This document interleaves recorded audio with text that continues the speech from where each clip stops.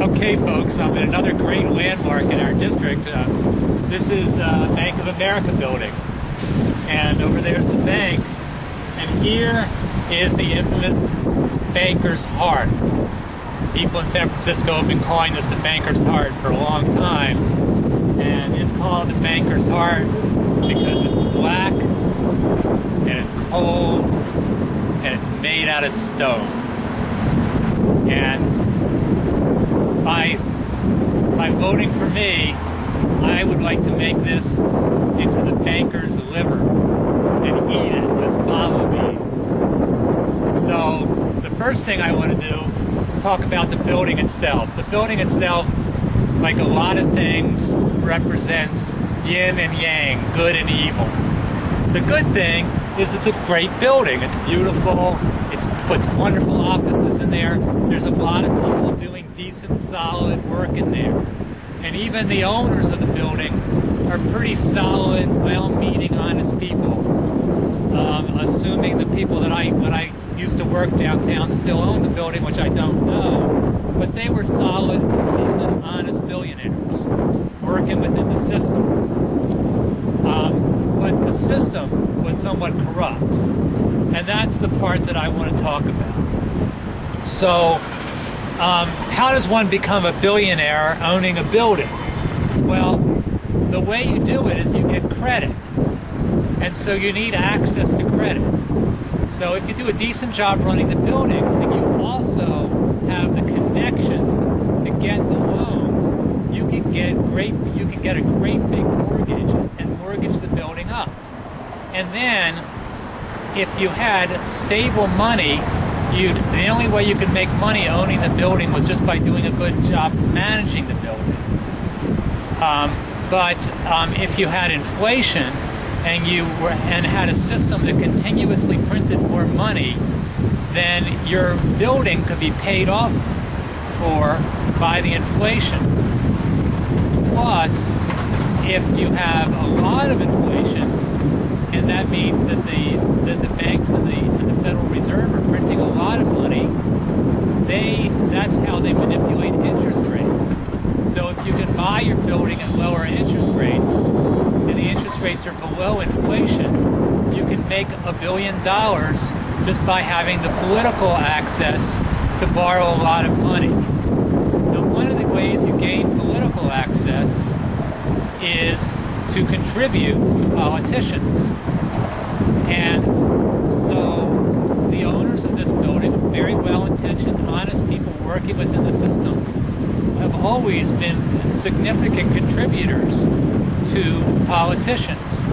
As a matter of fact, when Bill Clinton would come to town, he used to stay at the owner of this particular property's house in Atherton. He would fly in there. And when President Obama or Vice President Biden come to town, they would stay or certainly spend time with at the house of the son of the owner of this place, who also may still have an interest, I don't know. So they're decent folks, but this is how they got to be billionaires. And of course, the politicians then make a lot of money because they get considerable contributions both from their bankers and from them and from their contractors and such like that. So this is part of what's called crony capitalism, where the politicians and the people who benefit from the financial system all work together to scratch each other's back. And it all worked very well and seemed to work for everybody for a very long time. But now we're in such deep debt, the system has gotten everybody in so much debt that the people and the economy can't carry the debt anymore. And now the system is breaking down.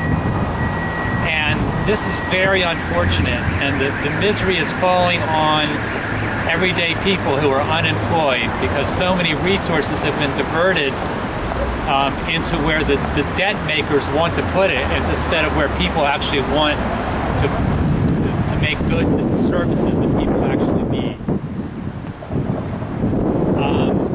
So that's my little shtick on crony capitalism here in San Francisco. Now, the Republicans, their crony capitalists are in Houston. So the guys in Houston have the same situation.